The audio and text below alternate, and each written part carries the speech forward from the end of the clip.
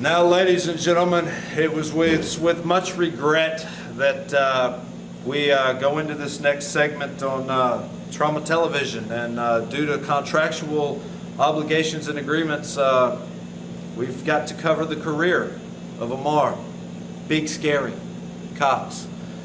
Big Scary, I don't think anybody could really tell the story any better than yourself. So for me, the listeners here in the studio, and all the fans around the world, give us a little insight to the man known as Big Scary. Well, I think, let's see, we'll go back to my first fight. McClenny, Florida. Rudy Griffiths. Florida. Rudy Griffiths. Come on, about a minute.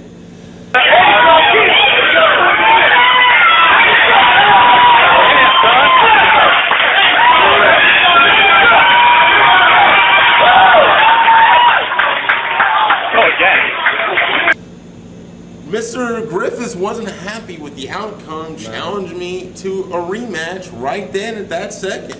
Never showed up. Never showed up. We've never been able to find the man. I've looked high and low. I've Googled Mr. Griffiths. I'd look for him on Facebook, on MySpace. Look for him everywhere. I cannot find this man. Rudy Griffiths, if you're out there watching, run! I'm coming for you, buddy. I'm coming. Oh, well then let's see. Let's skip to Lake City in Howard Metters. Howard Metters. Well, I'd seen Howard fight a couple times, and I just felt like I could handle him pretty easily, and pretty much what I did. Went out there and almost took the man's arm home. Tighten it up, AJ. He after the match, he had said to me about something about a rematch, but which appears to be a recurring theme with your opponent. Exactly. Everyone always wants a rematch, but Howard's the first one to step up and actually request a rematch, and it looks like it's going to happen. That he did. So yeah. So we'll see what. Well, we know what's going to happen with that. Another soul, another broken dreams laying in the ring. That's great.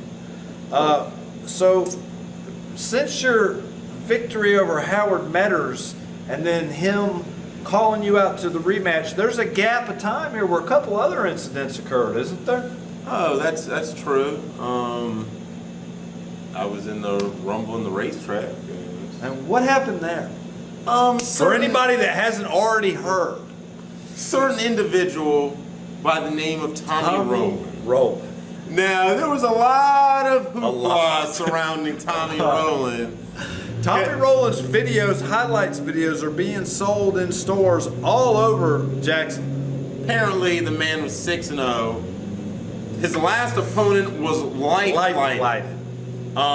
We don't even know what happened to this individual. We just know he got taken out of there in a helicopter.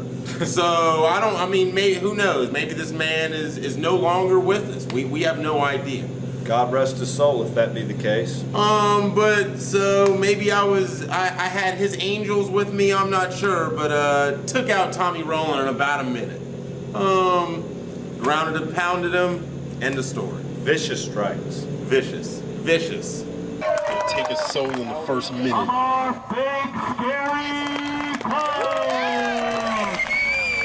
So then after that, we went to what was the next one? The Veterans, or Fight for the Veterans. Fight for the Veterans. Fight for the Veterans. Yeah, that was another individual by the name of Gary Title. Hadn't heard much about him, just knew of... Before or after. Right, just knew possibly ever again. I just knew of the gym that he went to, and they were pretty comical. So I knew that I was, I didn't think I was going to have my hands full, but I just knew this was going to be another body to put up on the mantle. And sure enough it was, went out there and got me an arm in about a minute and a half.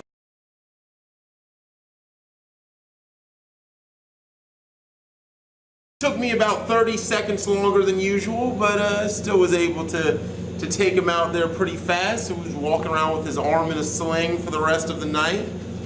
But hey, that's what I do. And then he even, with his arm in a sling, said something about a rematch. About a rematch. And this is another one that, but never showed. So yeah, we will. But we'll see. I know where Chameleon is. It's not too hard to find. Maybe I'll go and see what he wants to do about that rematch. Maybe. Which then leads us to the Rumble in the ancient city on April 2nd, 2011, where the first time Big Scary was pushed and tested by a man who wasn't laying down for it. It's pretty disappointed with the outcome. Yeah, I won. Of course I won. That's what I do. We wouldn't be mentioning it if he didn't. No. Tallahassee. hey. There's no sense going there. Anyway, to get to the subject on hand, okay, Frank Farmer. Now, Frank Farmer is a man that had never been stopped. Studied this man's video, and I saw some holes in his game that I thought I could exploit. And well, wrong.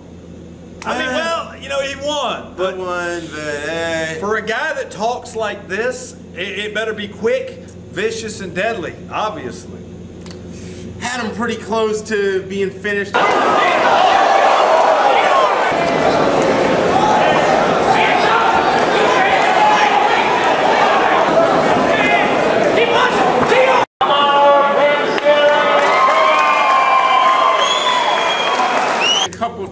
And I just couldn't pull the trigger. I just couldn't quite get him out. There was some close calls there, but hey, that's the fight game. Everyone, the best fighters in the world have gone to decisions. So, hey, that's point proven. Exactly. You know. So Big Scary, what can we look for from you in the future? I mean, after your long run of taking souls, breaking hearts and arms is done, I mean, maybe a movie career, rap music, t-shirt line, I mean, what's next? All of that is on the horizon. Television, we're gonna be taking over the airwaves here, people. Then a movie career, commentator, Blog Talk Radio. Where am I going to stop at? Where am I going to stop? There's no telling. I don't know where I'm going to stop at. And who was the individual that really started all this for you and made all this possible for you, Big Scary? I'd like to thank myself on that one. Without myself, this wouldn't be possible. Yeah, and you did something too. That's true. You train at Dead Game Fight. Yeah, no, that is right. Yeah, no, yes, you helped a little bit. Dead Game Fight School, ladies and gentlemen. Yes. Longest running boxing and MMA gym in the city. Pretenders beware. Beware.